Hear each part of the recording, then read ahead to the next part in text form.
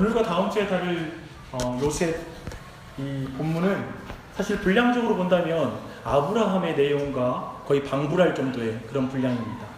근데 우리는 늘 익히 들어온 것은 아브라함의 하나님, 이삭의 하나님, 야곱의 하나님이라고 부르지 여기다가 요셉의 하나님을 더해야 될 텐데 분량적으로 보면 그렇게 하지 않습니다. 37장 2절에 나오는데요. 야곱의 조건은 이러하니라 요셉이 17세의 소년으로서 지금 뭐냐면 지금 야곱의 족보 안에 이 요셉의 생애를 넣어서 이해하고 있는 것입니다. 그런 면에서 우리 모두는 그 요셉을 다루지만 요셉을 지나치게 강조해서는 안 됩니다. 다만 왜 요셉을 이렇게 많은 분량에서 창세기가 다루고 있을지 잠시 생각해 볼 필요는 있습니다. 지금 이 창세기를 처음 접하는 사람들은 지금 출애굽한 이스라엘 백성이 가장 먼저 이 말씀을 듣죠. 근데 그들에게는 분명히 이런 질문이 있었을 것입니다. 이스라엘이 어떻게 해서 애굽에서 들어가서 이렇게 종살이하게 되었는가? 그거에 대한 질문이 있었을 것입니다. 또 한 가지는 어떻게 12지파가 되었을까? 그에 대한 이유도 알고 싶었을 것입니다. 그런 내용을 다루는 것이 바로 요셉의 이야기입니다. 근데 동시에 또한 우리가 이 요셉의 이야기가 굉장히 긴데 이 안에서 우리는 요셉이 좀 더 큰 어떤 그림과 성경의 큰 그림과 연결되어 있다는 것을 우리가 생각할 필요가 있습니다. 영국에 아더 핑크라는 그런 목사님이 계시는데요. 그분 예전에 돌아가셨습니다. 굉장히 유명한 성경학자입니다. 근데 그분은 그의 그 창세기 연구에서 이렇게 말합니다. 요셉과 예수님의 101가지 유사성을 말하는 거죠. 이상하게 100가지를 맞추려고 그런 건 아니겠죠. 하지만 그만큼 이 요셉이라는 인물과 예수 그리스도의 그 사역은 굉장한 유사성을 가지고 있어서 우리가 요셉을 볼 때 그리스도의 그 구속의 사역의 본질을 깊이 이해할 수 있습니다. 그런 면에서 오늘 말씀 안에 그런 관점 안에서 계속 말씀을 풀어가고자 합니다. 요셉의 전체 이야기를 끌어가는 건 뭐죠? 어떤 장치를 사용하고 있죠?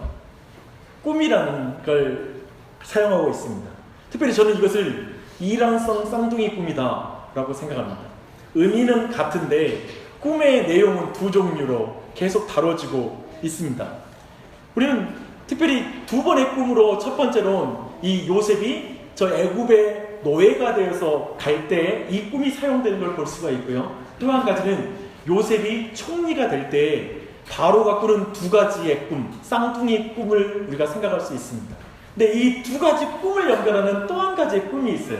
그 뭐냐면 이제 요셉이 억울한 일을 당하여서 왕실에 미결수들이 갇히는 그 감옥에 갇혀 있을 때 이제 그 안에서 이제 술 맡은 관원장과 떡 맡은 관원장이 들어오게 됩니다. 근데 이 두 사람이 똑같이 꿈을 꿔요. 뭐 이것도 이란성 쌍둥이 꿈이지만 물론 내용은 다르지만 두 가지 꿈을 꾸게 되고 그때 그의 꿈을 풀어줬던 그래서 다시 복권되었던 그 술 맡은 관원장이 나중에 바로가 꿈을 꿨을 때 아무도 풀지 못하자 요셉이 꿈을 풀었던 걸 기억하고 연결시켜 주었던 꿈입니다. 그렇게 본다면 분명히 요셉의 인생에는 이 꿈이라는 것이 결정적으로 그의 인생의 사는 지역을 바꾸고요, 신분을 바꾸고요, 전체적인 중요한 어떤 삶의 형태를 바꾸는 걸 보게 됩니다.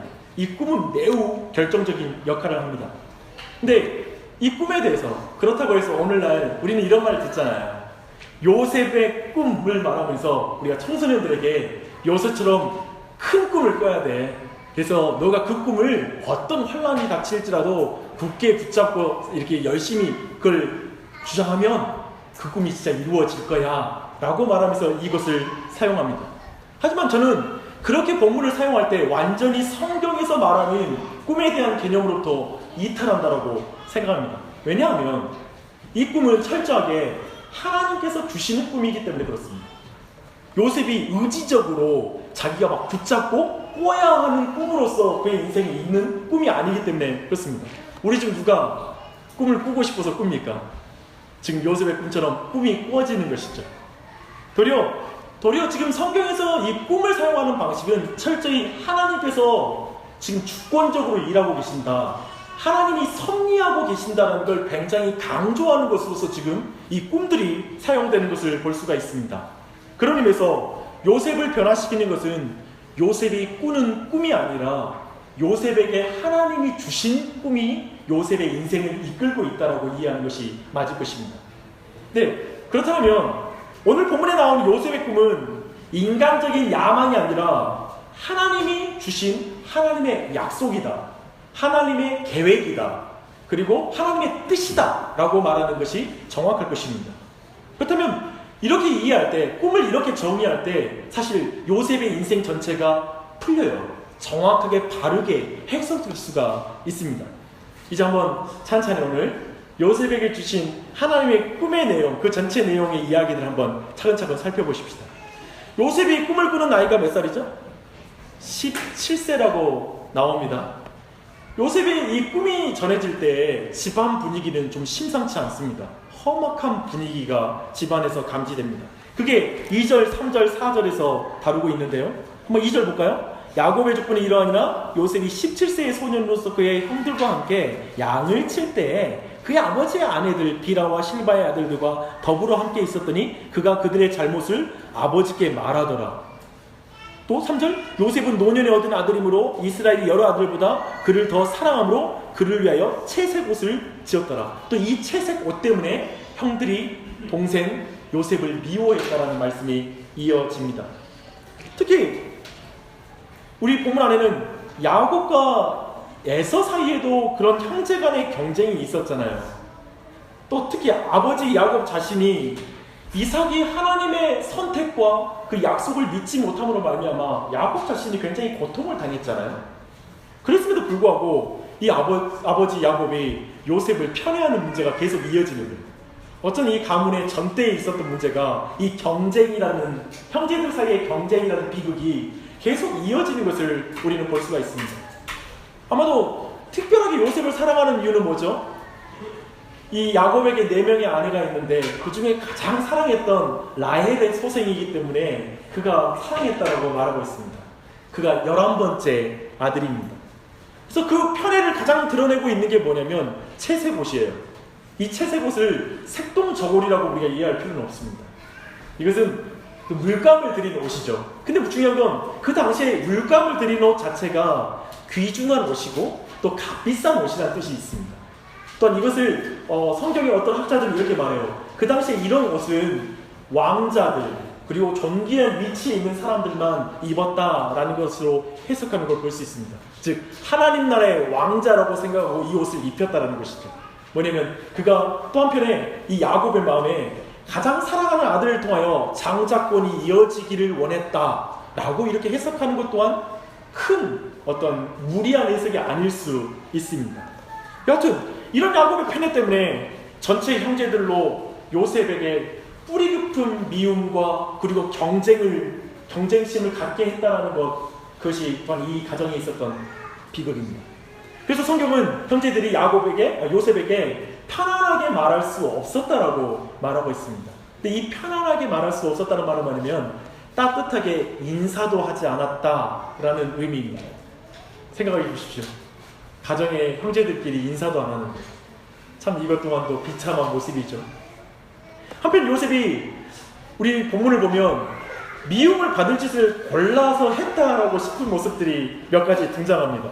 2절에 보니까 그가 형들과 양을 칠 때 형들이 딴짓을 하면 아버지께 와서 그대로 일러 바친 거예요.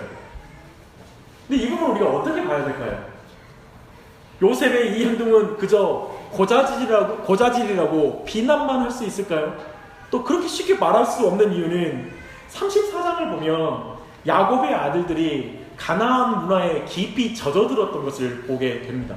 특별히 세겜 땅에서 디나 그 딸이 그 땅에 있는 여자들을 보러 간 것 또한 그 문화에 대한 동경이 있었다는 걸 보여주고 있고요.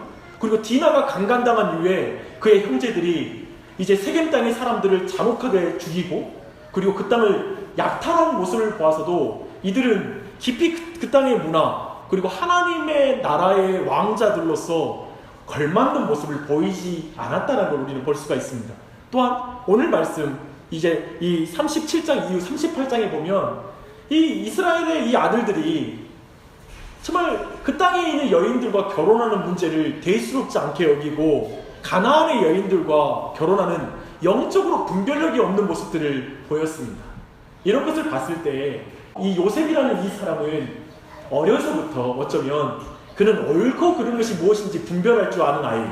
뭔가 분명히 기준이 있는 아이들 있잖아요. 그래서 엄마 이거 틀렸어요. 이거 틀렸어요. 엄마 부모님께 꼭 와서 말하는 아이. 그런 어떤 영적인 기준이 어려서부터 분명히 있었던 아이였던 것이죠.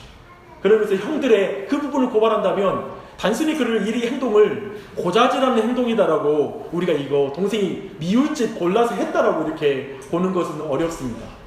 도리어 우리가 오늘날 내부 고발자들을 윤리적으로 비난하지 않듯이 이 행동에 대해서 정당하게 평가할 수 있어야 할 것입니다. 그런 반면에 분명한 건 다만 형제들이 그를 미워할 짓은 했다 라는 정도는 우리가 충분히 이해할 수 있을 것입니다. 근데 이 요셉에 대해서 이렇게 못마땅한 마음을 가지고 있었던 이 형들에게 기름을 부은 사건이 있었습니다. 그건 우리가 쭉 살펴본 것처럼 쌍둥이 꿈, 두 가지 꿈을 형들에게 말하는 거예요. 좀 할 말 안 할 말 좀 가리면 좋겠는데 요셉이 그냥 다 말합니다. 첫 번째 꿈은 이것입니다. 내 단은 일어서고 당신들의 단은 내 단을 둘러서서 절하더이다. 그냥 둘러서 말하면 되던데 콕 집어서 당신들의 단이 내 단에 절하더이다 라고 말해서 아무리 멍청한 형들이라도 충분히 이해할 수 있는 꿈의 해석이 필요 없는 이야기를 그대로 들려줍니다. 이 말을 듣고 나서 형들이 흥분하고 동생을 더 미워하게 됐다고 성경은 말합니다. 근데 그 뒤에 또 해석이 필요 없는 또 꿈을 또 말합니다. 해와 달과 열한별이 나에게 절하더이다 라고 이렇게 말한 것입니다. 이번에는 그 말을 듣고 아버지도 화가 나서 아들을 책망합니다. 아마도 이 이야기를 쭉 들었을 때 아마도 우리들 대부분 어떤 분들은 또한 요셉이 좀 참 어리석다라는 생각을 들지 않습니까? 저는 개인적으로 좀 어리석다라고 생각합니다. 조금만 지혜로웠다면 할 말, 안 할 말 좀 구분할 수 있는 정도만 됐다면 이 정도로 악화되지 않았을 텐데 라는 생각이 듭니다. 또 한 가지 저는 개인적으로 요셉을 딱 살펴보면 그의 평생에 좀 분위기 파악 못하는 게 되게 많아요. 뒤에 계속 보십시오. 분위기 파악 못하다가 고생 많이 합니다. 좀 알맞게 맞춰 살던지 분위기에 맞춰 살든지 했으면 좋았을 텐데 말입니다. 그러나 성경이 밝히 말하는 것처럼 이제 그의 나이가 17살이에요. 그런 의미에서 이 17살의 나이에 미성숙함과 그리고 지혜롭지 못함을 우리가 좀 여유 있게 넘어가서 또 이해해 줄 수 있는 장면이 될 것입니다. 그러나 그가 어린 나이임에도 불구하고 지금 이 요셉에게 주신 하나님의 꿈만큼은 진짜였다는 거예요. 하나님의 계획만큼은, 하나님의 뜻만큼은 분명한 사실이었다는 것입니다. 그렇기 때문에 이 요셉의 꿈만큼은 어리다고 해서 우리가 무시할 내용이 아니에요. 요셉은 그 나이 때 이 꿈의 내용을 충분히 이해하지 못한 걸로 보이지만 그는 이 꿈을 분명히 가지고 있었습니다. 근데 여기에 대해 이제 야곱의 반응을 한번 들어보게요. 좀 더 자세히 살펴보십시다. 우리 모두는 야곱이 일찍부터 환상을 통해서 꿈을 통해서 하나님의 약속이 주어지고 그대로 이루어졌다는 걸 그 스스로 인생 가운데 봤다는 우리는 잘 알고 있습니다. 그럼 그런 면에서 야곱은 아들의 꿈을 무시하지 않습니다. 성경은 그의 형들은 시기하되 그의 아버지는 그 말을 간직하였다라고 이렇게 말하고 있습니다. 야곱은 요셉의 태도에 대해서는 책망했지만 그에게 주신 하나님의 꿈만큼은 믿었던 것입니다. 그리고 그것을 분명히 생각했다라고 말하고 있습니다. 야곱은 요셉을 편애하는 인격적인 결함이 있었지만 한편으론 하나님께서 꿈 가운데 일하신다는 것, 하나님의 그 방법은 믿는 경건함 또한 같이 가지고 있는 부모였습니다. 이 야곱의 반응을 한번 살펴봤습니다. 근데 이제 형들의 반응을 한번 볼까요? 하나님의 꿈과 계획에 대한 반응입니다. 그들은 시기했다라고 성경은 말하고 있습니다. 저는 인간적으로 여기에서 아까 본 것처럼 요셉이 좀 더 겸손하고 조금만 지혜로웠다면, 그리고 그의 아버지가 편애하지 않는 아버지였다면 형들이 요셉의 꿈에 대해서 어떻게 반응했을까라고 한번 질문해 봅니다. 좀 더 온화한 마음으로 11째 아들이지만 너에게 장자가 되는 것 하나님이 주신 꿈이라면 우리도 동의할 수 있어, 그랬을까요? 근데 그렇게도 생각해 봤는데요, 그것도 쉽지 않다라고 생각합니다. 왜냐하면 우리 인생의 주변을 보면 알다시피 정말 좋았던 형제 관계가, 그리고 부모의 관계가 마지막 유산 다툼을 할 때 얼마나 망가지는지, 그리고 파괴되는지 우리 인생 속에서 많이 봐왔기 때문에 아마도 아무리 야곱과 그리고 요셉이 지혜로웠어도 아마도 이 문제는 쉽지 않은 문제였다라고 우리가 볼 수 있을 것입니다. 전토리 여기서 형들의 시기는 단순히 동생에 대해서 질투심과 시기심을 넘어선 것이라고 생각합니다. 또 이것은 그렇기 때문에 굉장히 여러 가지 감정이 복잡하게 있는 거죠. 아버지의 편애에 대한 그 분노, 그리고 어떤 동생의 어떤 태도에 대한 분노, 경계심, 반감이 뒤섞인 복잡한 감정이 바로 형들이 느끼는 감정이었을 것입니다. 그리고 거기에 더해서 저는 하나님의 계획에 대한 이들의 반감이 있었다고 생각합니다. 하나님이 요셉을 11째를 선택했다는 것에 대한 반감이 마음 안에 있는 것입니다. 하나님의 약속에 대한 반감, 즉 영적인 측면에 분명히 이 형제들의 반감이 있었다고 우리는 생각합니다. 하나님의 계획에 대한 매우 의지적인 도전들을 그 이후의 본문에서 계속 하고 있거든요.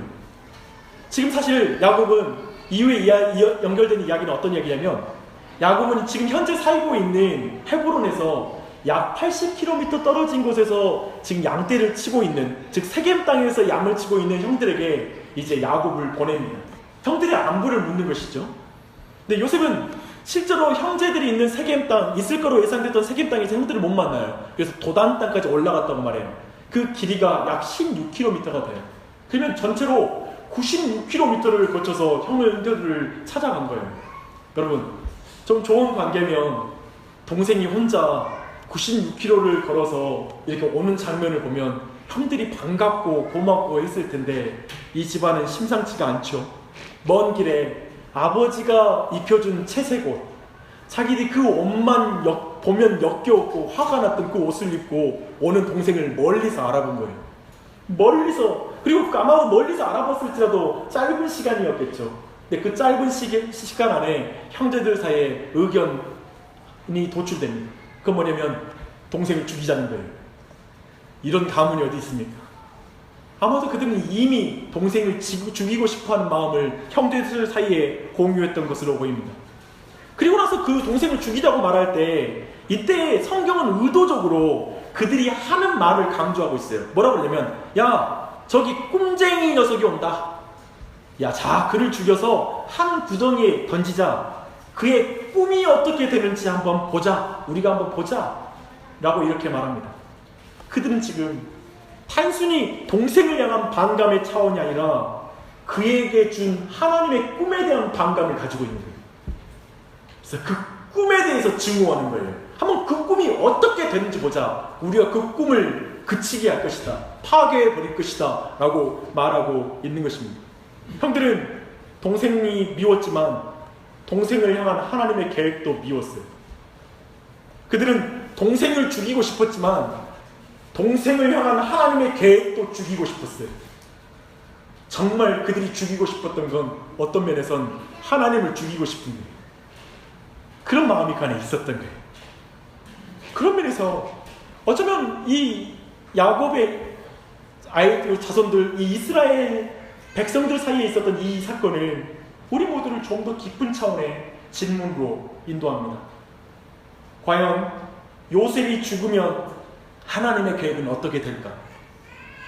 과연 사람에 의해서 하나님의 계획은 좌절될 수 있는가? 라는 이 매우 근본적인 질문, 그리고 오늘날 우리 모두도 자신의 삶에서 야곱과 같고 또 요셉과 같은 상황들, 이스라엘 백성들의 상황 가운데 동일하게 있는 우리 모두에게도 이 질문이 올라옵니다. 이제 요셉은 사실은 여기에서 죽지는 않지만 애굽으로 노예로 팔려갑니다. 이때 장면도 참 기가 막힙니다. 죽음의 공포로 벌벌 떠는 동생을 보며 형들은 점심을 먹었다라고 성경이 말하고 있습니다. 개걸스럽게 음식을 먹으며 웃고 있는 것입니다. 그 형들이 미디안 사람들, 곧 할아버지 이삭과 경쟁 속에 있었던 이스마엘의 후손들에게 의식을 주고 팔아버립니다. 재미있죠? 성경의 복선이에요. 할아버지 때에 있었던 경쟁을 그대로 지금 자식들 안에 있는 경쟁과 연결시키며 그들에게 팔아넘기는 걸 통해 지금 희화적으로 역설적으로 말하고 있는 거예요.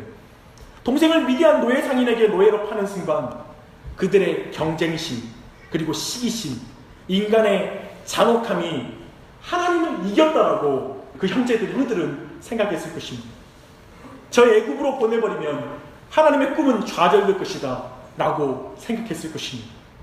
노예라는 신분과 거리라는 한계에 둬버리면 하나님께서 동생에게 복을 주겠다라는 그 계획이 좌절될 것이라고 형제들은 생각한 거예요. 그래서 그 결정을 하고 노예로 팔아버린 것입니다. 이렇게 보면 모든 것을 종합하면 아마도 우리 모두는 이 본문 안에 이런 질문을 할 수 있습니다. 도대체 하나님은 어떻게 결정투성이인 야곱, 잔혹하고 경쟁과 시기심에 가득한 야곱의 아들들, 그리고 저 노예로 팔리는 저 무능력해 보이는 요셉을 통해 하나님의 나라를 만들 수 있을까? 라는 질문이죠. 언제 모든 민족에게 복을 전하는 하나님의 나라를 만든단 말입니까? 이렇게 더디게 이 엉망이고 정말 결정투성이인 인생들을 통해 무슨 하나님의 나라를 만든단 말입니까? 그들 사이에도 다투고 있고 그들 자신이 세상 사람과 방불하다 못해 지금 이들이 하고 있는 짓은 세상 사람들과 비교할 수 없는, 아니 세상 사람들도 할 수 없는 동생을 파는 행위, 동생을 죽이려는 이 행위를 하는 이 가문에서 어떻게 하나님의 나라가 이루어질 수 있습니까? 이렇게 산산조각 나버린 이 가정이 어떻게 하나님 나라, 삼위일체 하나님을 드러내는 하나님의 나라가 될 수 있습니까? 라는 질문 말입니다. 이 질문은 여러분 자신에게 하고 있는 질문 아닙니까? 여러분의 형제 사이에 말하는 질문이 아닙니까? 여러분의 부부 사이에 하는 질문일 수 있고요. 이 질문은 여러분이 속한 교회를 향해서 할 수 있는 말이기도 할 수 있습니다. 한국 교회를 향해서도 말할 수 있습니다. 이 엉망이 어제 저녁에도 아픈 기사가 또 한 목회자, 물론 이단이라고 말을 하지만 여하튼 기독교라고 말하는 곳의 지도자의 그런 어떤 도덕적 타락을 보면서 우리 모두가 이런 질문을 하게 되지 않습니까? 어떻게 그 말도 안 되는 인생들을 통하여 하나님의 나라를 이루어갑니까? 이 말입니다. 하나님은 요셉을 통하여 이 질문에 대해서 답하고 있습니다. 이게 요셉 전체를 보는 핵심적인 관점입니다. 하나님은 요셉이라는 한 사람의 고통스러운 삶을 통해 하나님의 계획을 이루십니다. 이제 궁극적으로 마지막, 이제 창세기 막바지에 들어선 결국 이 요셉이라는 한 사람을 통하여 놀랍게 회복되는 가족의 전체 모습이 이제 드러나기 시작합니다. 그리고 이 나라가 이제 애굽 땅에 들어가 결국 수백만 명의 민족으로 자라게 될 것입니다. 그런 의미였을 때 이 요셉이라는 한 사람의 고통을 통하여 하나님의 계획이 이루어지고 있는 것입니다. 37장 36절에서 이제 하나님의 간섭이 시작됩니다. 미디안 사람들은 바로의 친위 대장 보디발에게 요셉을 팝니다. 여기에서 뭐 요셉이 이왕이면 청리됐다니까요, 그런 꿈이 있으니까요, 보디발의 집으로 팔아주세요 라고 말할 수 없죠. 철저히 수동적이죠. 아마도 철저하게 돈 계산과 요셉의 그 얼굴의 미모를 보고 아마 가격을 흥정하면서 결정된 결정일 것입니다. 그러나 이 안에 하나님의 섭리가 있는 것입니다. 보디발의 집에서 요셉을 39장 2절 3절은 그곳에서의 요셉의 모습을 이렇게 말하고 있습니다. 여호와께서 요셉과 함께 하심으로 그가 형통한 자가 되어 그의 주인 애굽 사람의 집에 있으니 그의 주인이 여호와께서 그와 함께 하심을 보며 또 여호와께서 그의 범사에 형통하게 하심을 보았더라. 보디발은 아마도 요셉이 하는 일마다 형통한 것을 보고 그 이유를 생각해 봤을 것입니다. 여기서 형통하다는 뜻은 뭐냐면 적당하다, 좋다, 유익하다, 번영케 하다, 번영을 가져오다, 뭐 온갖 좋은 일이 벌어진 것이죠. 그래서 아마도 보디발의 집에서는 그 가문의 역사를 이렇게 나누겠죠. 뭐냐면 요셉이 집안에 들어오기 전, 요셉이 집안에 들어온 후로 나뉠 정도로 명백하게 그 가정이 이 요셉으로 인하여서 AD와 BC가 나눠지듯이 그 가정의 역사가 나눠지는 것이죠. 근데 아마도 이 보디발은 요셉을 찬찬히 보면서 이것이 단순히 한 인간의 실력의 차원을 넘어서서 요셉의 신앙, 곧 하나님께서 그와 함께 하신 것을 봤다라고 말합니다. 놀라운 역사이죠. 이것이 그의 경건함에서 오는 실력이라고 느끼는 것입니다. 즉 하나님과 동행하는 것, 하나님이 이 사람과 함께 계시는구나라는 걸 느낄 줄 정도로 그것을 분명하게 본 것입니다. 성경 놀랍게도 하나님이 함께 계시는 것이 형통한 사람이 돼요. 형통한 사람은 자기 뜻대로, 자기 마음대로, 자기가 소원하는 대로 되는 자가 아니라 하나님이 함께 있는 자, 그리고 하나님이 함께 계셔서 동행하는 자, 그가 형통한 자라고 성경은 정의하고 있습니다. 분명한 것은 요셉은 형들에게 노예로 팔리고 나서 사람들에게 버림받는 트라우마에 사로잡혀 있지 않습니다. 자기의 실패와 실수, 후회하면서 그 인생을 보내고 있지 않습니다. 위축되어 살고 있지 않습니다.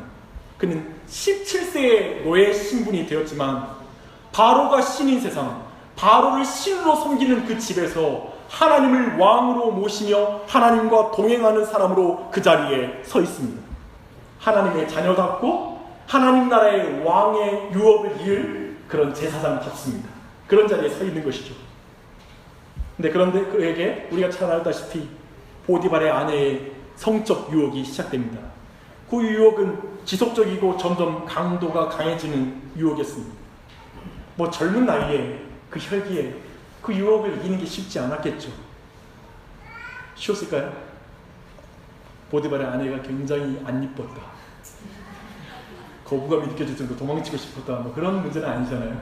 분명히 저는 아름다웠을 것 같습니다.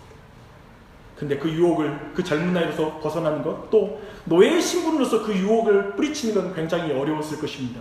그러나 39장 9절에 주인의 아내에게 하는 말에 이 모든 걸 이길 수 있었던 그 이유를 말합니다. 주인이 금한 것은 당신뿐이니 당신과 당신은 그의 아내임이라. 그런즉 내가 어찌 큰 악을 행하여 하나님께 죄를 지으리까. 에덴에서 첫사람 아담과 하와는 모든 것을 먹을 수 있는데 그 중에 한 가지만 금한 것인데, 한 가지 금한 것이 짜증나서 한 가지 금한 것을 먹었어요. 그런데 요셉이란 이 인물은 거기에서 그걸 극복하는 거예요. 뭐냐면 모든 것을 누리게 해줘서 나는 그게 버겁고 가분할 뿐인데 한 가지 그만 당신을 내가 범함으로 말미암아 여호와께 범죄할 수 없습니다 라고 말하는 거예요. 그런 의미에서 볼 때 이 행위는 요셉의 순결한 행동이고 하나님을 경외하는 삶을 보여준 것입니다. 그렇다면 그가 모든 유혹을 이겼으니까 하나님이 이제 그에게 상을 내리실 차례 아닙니까? 순종했으니까요. 그러나 그는 거절감에 처절하게 몸서리치는 한 여자의 무서움, 오니올의 소리가 내릴 수 있는 여성의 그 무서운 그 분노에 이제 결국 감옥으로 들어가게 됩니다. 억울한 모함으로 들어가서 죄수의 신분이 된 것입니다. 아마도 그가 총리가 되는 큰 꿈을 품었거나 자신을 노예로 판 형제들을 기어코 복수하고야 말 거야 라는 꿈을 그가 품었다면 그의 모든 영적인 영성들은 아마 여기에서 깨어졌어야 맞습니다. 그럼 아마 그는 정신병자가 되어야 되지 않을까요? 우리는 품었던 꿈이 현실을 고통스럽게 만드는 게 뭔지 알지 않습니까? 여러분 모두 어쩌면 지금 너무 힘든 이유는 젊은 시절 내가 한 번은 꿈꿨던 그 꿈이 내 삶에 전혀 이루어지지 않으니까, 너무 내 삶이 수동적이고 그저 돈 때문에 흘러가는 듯한 내 삶이기 때문에 현실에 대해서 만족하지 못하지 않습니까? 뭔가의 큰 꿈을 꾸었다면 그게 도리어 우리에게 큰 짐이 되었던 것.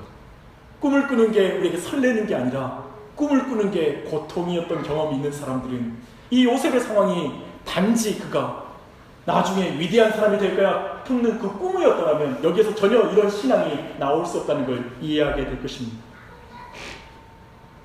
그러면서 요셉은 감옥 속에서도 자신의 꿈을 품는 것이 아니라 하나님의 마음을 품고 있는 것입니다.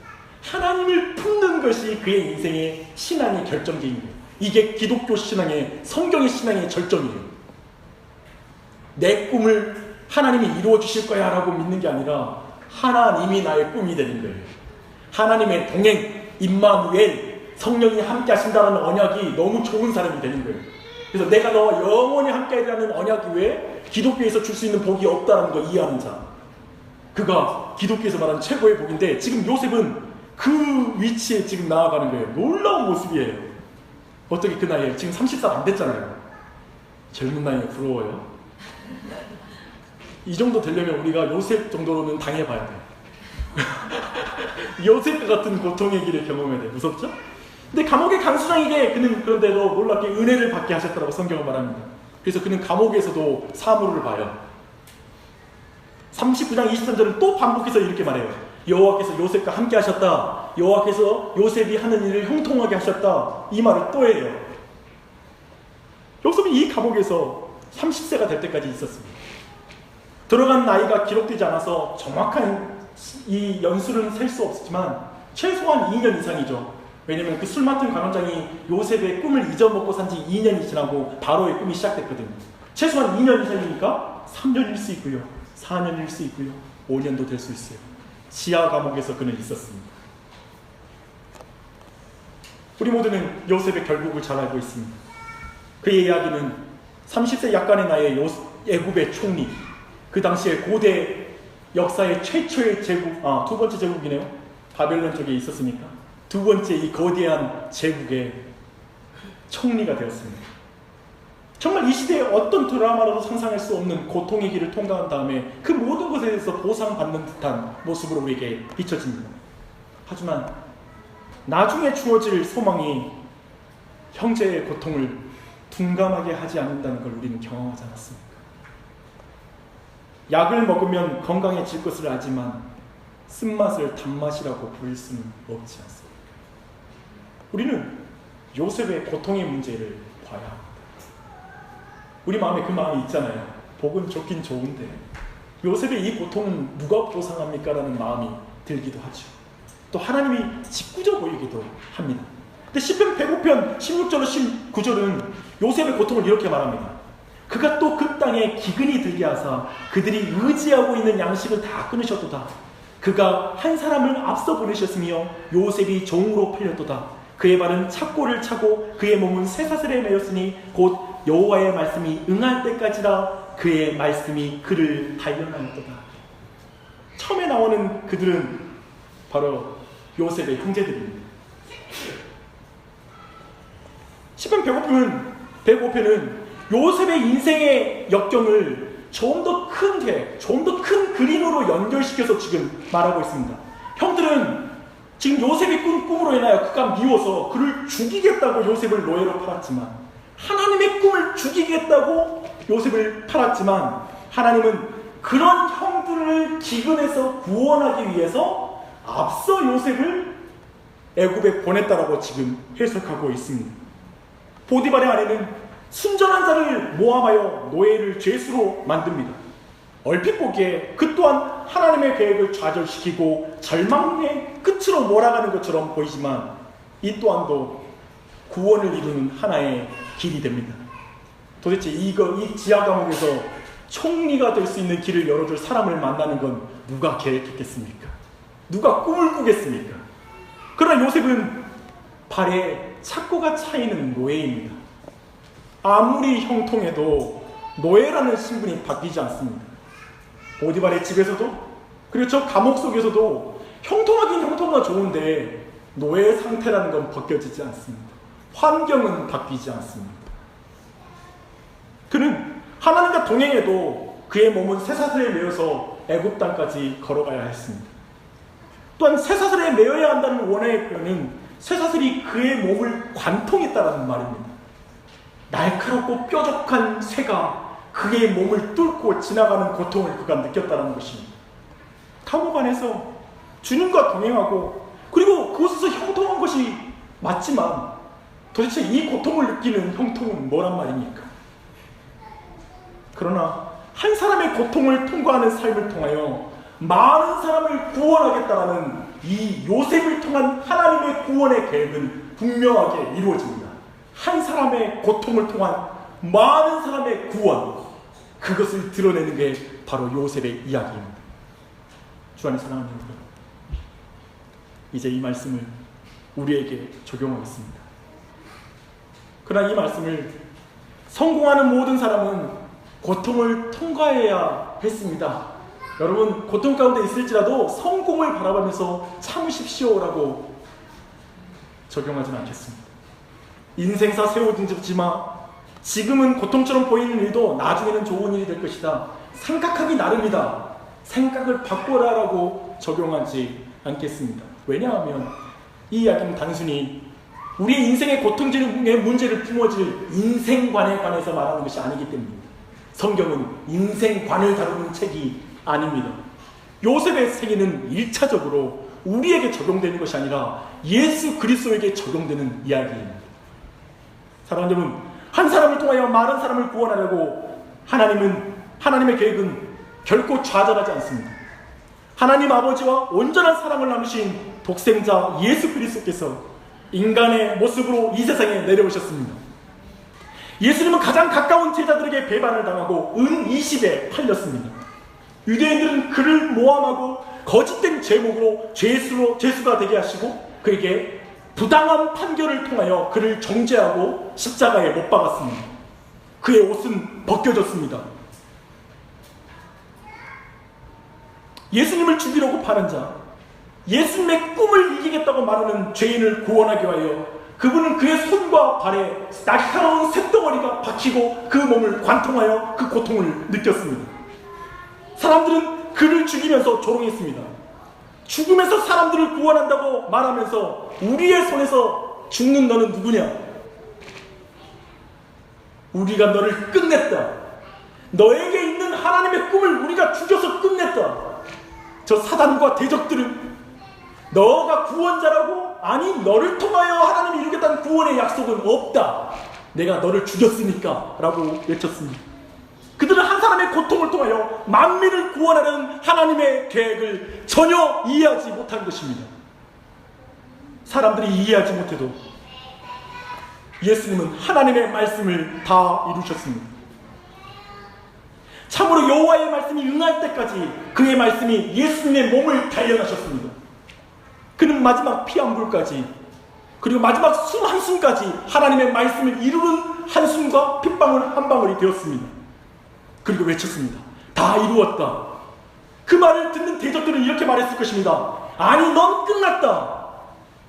넌 끝났다. 다 끝났다라고 말했겠죠. 죽음이면 끝나는 것이니까요.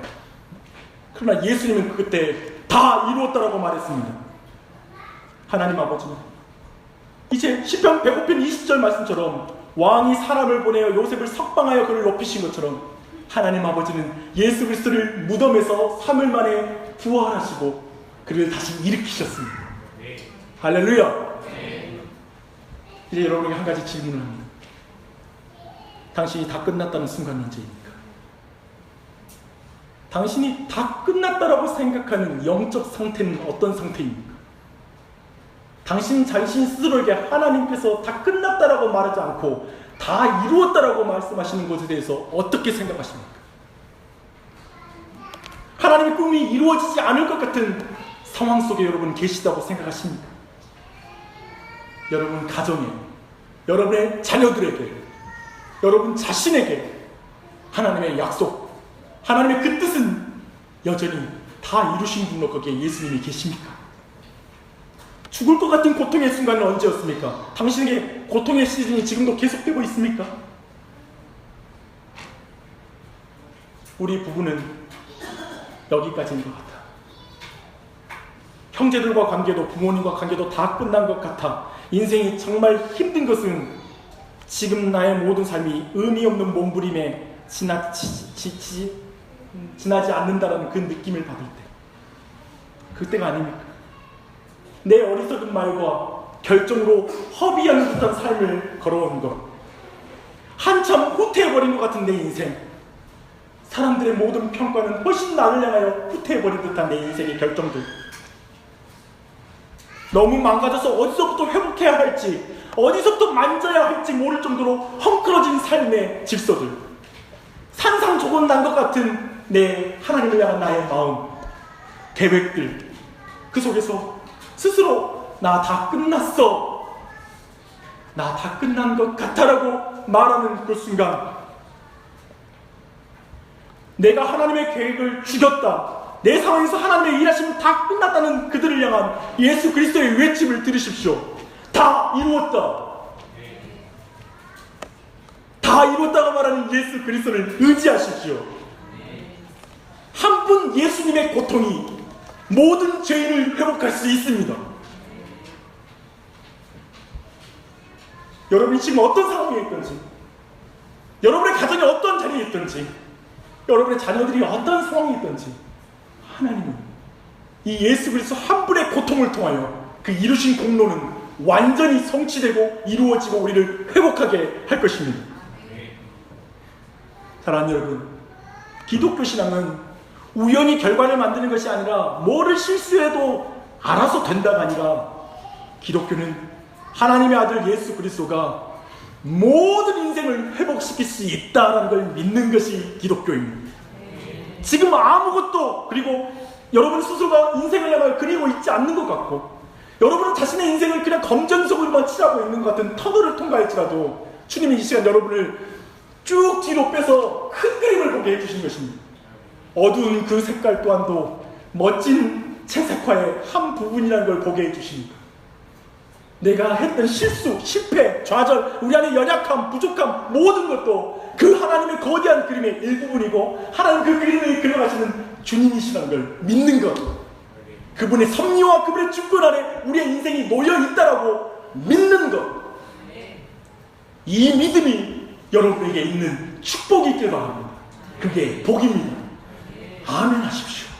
왜냐하면 이 순간에도 우리 마음에 난 아니야, 나 끝났어 라는 마음이 들거든요. 근데 믿음만이 여러분의 그 마음을 이기게 하고 온전히 마음 안에 모든 회복을 가져오게 될 것입니다. 여러분의 자손에 요셉이 일어나는 것이죠. 내가 키우는 게 아니라 하나님이 키우는 걸 보잖아요. 요셉이 일어나는 것, 그럼 내 자신 그 은혜 안에 같이 참여하는 것, 같이 나아갔으면 좋겠습니다. 기도하십시다. 하나님 아버지, 오늘 요셉을 통하여서 우리에게 내가 너를 위해 다 이루었다라고 말씀해 주시니 감사합니다. 생각해보면 하나님의 은혜에 반응하지 못하는 삶, 그리고 어느새 부부관계, 아이들의 모습을 보면 이제 너무 멀리 온 것 같고 다시 새롭게 시작하는 것이 두렵고, 그럴 의지, 마음은 있지만 생각대로 안 되어서 계속 반복되면서 굳어진 내 마음 때문에 속상한 그런 마음을 가진 자들, 모든 낙심해 있는 자들, 침체되어 있는 자들, 내 인생은 여기까지인 것 같아라고 다 끝났다라고 생각하는 모든 마음들을 향하여 한 분의 고통, 우리 주 예수 그리스도의 고통을 통하여 다 이뤘다는 말씀을 통하여만 다 끝났다라는 마음이 치유될 수 있음을 알려주시니 감사합니다. 이 자리에 있는 한 사람 한 사람에게 다 이루신 예수님을 믿는 믿음 부어주시옵소서. 예수님을 믿는 그 믿음, 하나님의 계획은 고통까지 포함하며 예수 그리스도의 죽음까지 포함하기에 결국 우리의 인생 속의 고통 또한도, 좌절 속에서도 그 예수 그리스도와 함께 동행함으로, 그분이 내 삶의 상급이 되므로, 그분이 내 삶의 능력이 되므로 모든 일들을 넉넉히 담당하며 부하거나 가난하거나 모든 상황들을 넉넉히 이기는 그 신자로 설 줄 믿습니다. 그러게 우리를 이끌어가 주시옵소서. 요셉과 같이 사용하여 주시옵소서. 요셉과 같은 우리의 자녀들이 되게 하여 주시옵소서. 요셉과 같은 교회가 되어서 이 땅에 하나님을 영화롭게 하게 하여 주시옵소서. 기꺼이 십자가를 지는 교회가 되게 해주시고, 기꺼이 우리에게 남겨진 고난과 고통을 감당하게 하여 주시옵소서. 그 가운데 진정한 교회를 이루어 나가는 우리 교회가 되게 하여 주시옵소서. 우리가 빛가람 도시의 모든 교회가 될 수 있도록 은혜 베풀어 주시옵소서. 감사드리며 예수님의 이름 받들어 기도합니다.